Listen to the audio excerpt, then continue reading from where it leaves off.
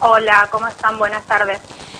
Bueno, contanos, a ver, desde el punto de vista de los trabajadores, cuál es la situación en el Castro Rendón con estos 90 compañeros de la salud que están afectados por el virus.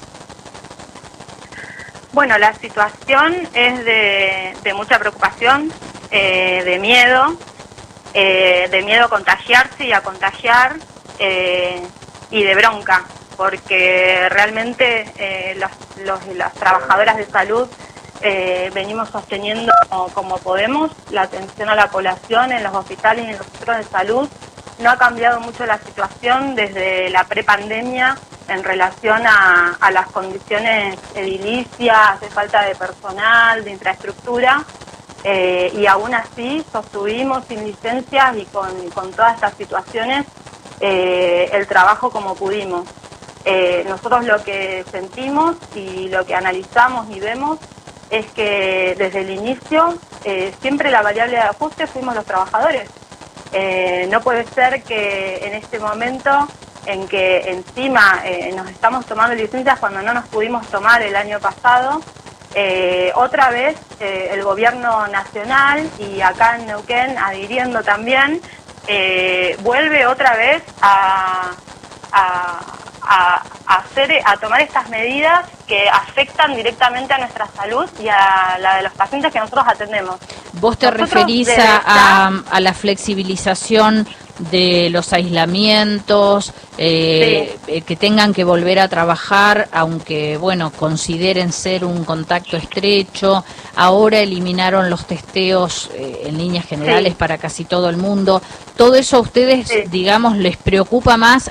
¿Se van a hacer las grandes fiestas populares? ¿Todo esto va a impactar en el sistema de salud en alguna manera?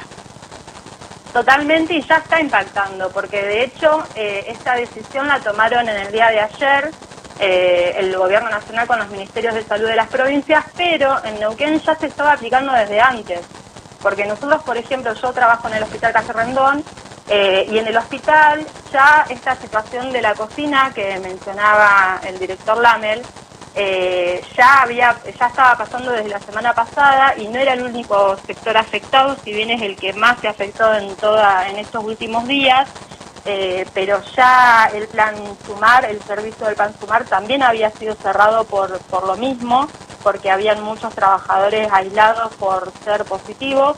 En la ventanilla de turnos había quedado una sola persona trabajando porque el resto también estaban aislados por ser casos sospechosos, y casi no se cerró la ventanilla porque la misma jefatura atendió, pero casi se cerró el servicio, y así en distintos servicios sigue pasando lo mismo. Entonces no explota porque nosotros lo seguimos sosteniendo, porque realmente el compromiso de los trabajadores de la salud con la comunidad es enorme.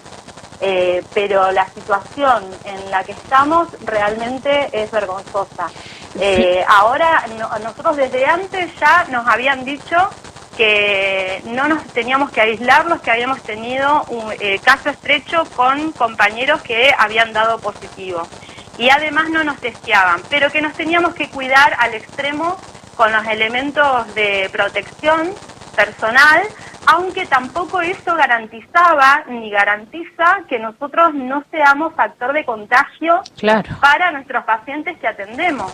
O sea, dejan en nuestras manos la responsabilidad de prevenir el contagio solamente en nuestras manos, sin tener medidas concretas de prevención desde el Estado y desde las direcciones de los hospitales, y exponen a la población, incluso a los que ingresan por no COVID, porque hay muchísimos ingresos al hospital por otras situaciones que no son COVID, y luego terminan siendo casos sospechosos por haber estado en contacto estrecho o con trabajadores que dieron positivo o con otros pacientes que dieron positivo en el transcurso de su internación. Yo vengo sosteniendo desde que escucho estas nuevas medidas, que además han ido cambiando porque da la sensación que están experimentando.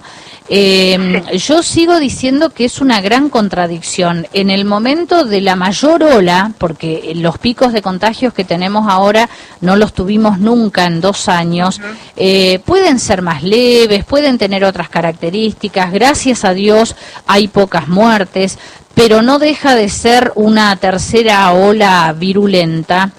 A mí me parece una contradicción terrible que flexibilicen un montón de medidas y además que ustedes, trabajadores de salud, estén en las mismas condiciones que cualquier otro vecino que se puede quedar en su casa un poco más tranquilo.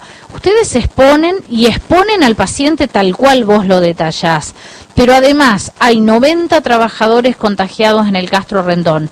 ¿Cuántos de esos 90 tuvieron un suplente, un reemplazo? No, ninguno. Ninguno, porque lo que hacen permanentemente es, por un lado, sobrecargarnos, nos sobrecargan, o sea, nos dan más funciones de las que ya tenemos para soportar y sostener esa falta de trabajadores que hay, y además nos sobrecargan de doble jornada. Entonces, al haber faltante de personal, que además ya faltaba desde antes, o sea, esto lo agrava, digamos, pero desde antes ya estábamos con faltante de personal, terminamos haciendo dobles jornadas de 12 horas, de 16 horas, de 24, de 36 en el caso de los residentes. Terminamos teniendo una sobrecarga laboral que realmente es tremenda, es desgastante, es sobrehumana, nos enferma además al corto, al mediano y al largo plazo. Y sumado a eso, la enfermedad de COVID que podemos contagiarnos nosotros, a nuestras familias y a los pacientes. Claro, pero además, Florencia,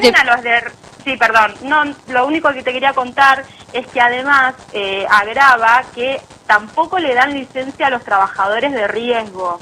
No solamente no nos dan a todos los que seamos contacto estrecho, sino que los trabajadores de riesgo que el año pasado estuvieron con licencia, justamente por tener alguna patología que los hace más vulnerables, ahora directamente no tienen licencia y los obligan a trabajar.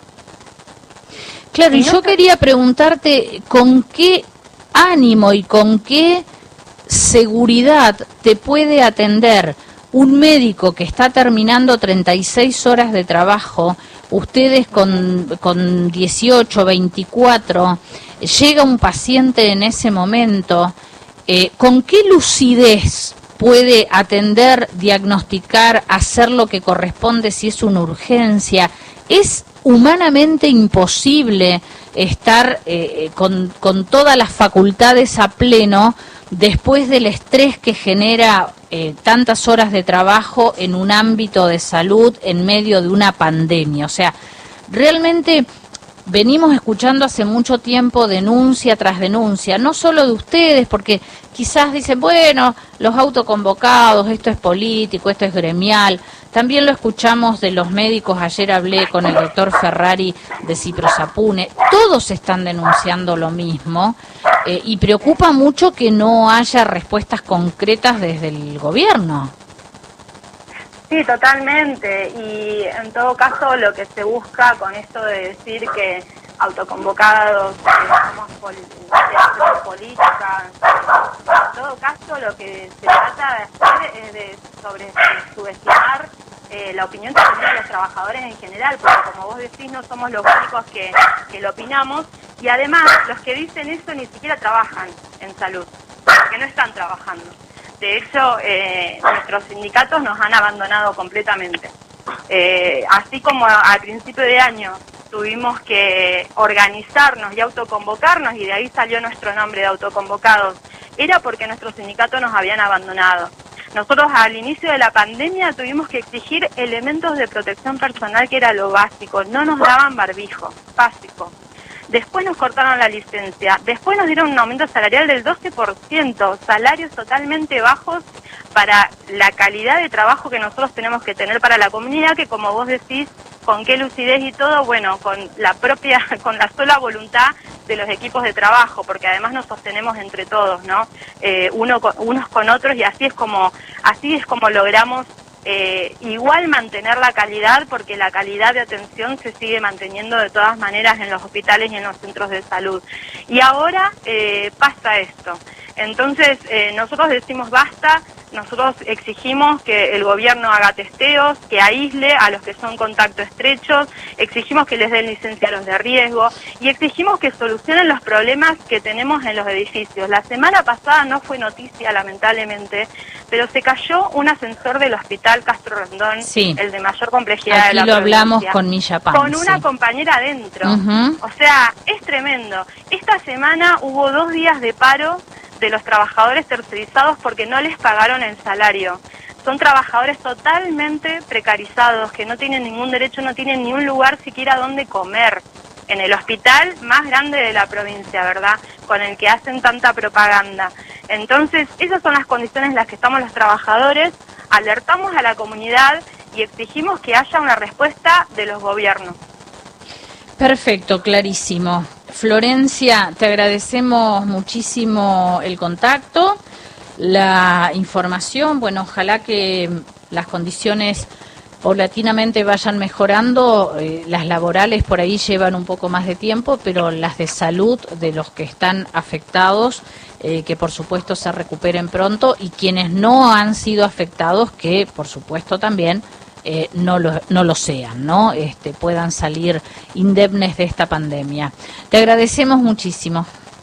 No, les agradezco mucho a ustedes porque realmente es importante que la comunidad sepa cómo estamos sosteniendo los hospitales, los centros de salud, y que no se enoje con nosotros cuando hay faltante de turnos y cuando tienen que hacer largas colas de espera para una vacuna, un hisopado, sino que se enojen con los verdaderos responsables que realmente son estos gobiernos que priorizan que vayamos a trabajar de todas maneras, sea como sea, priorizan las ganancias empresariales que hay acá en la zona, incluso de la salud privada, por sobre las necesidades que tiene la comunidad de tener ni más ni menos que una salud de calidad. Así que muchas gracias a ustedes.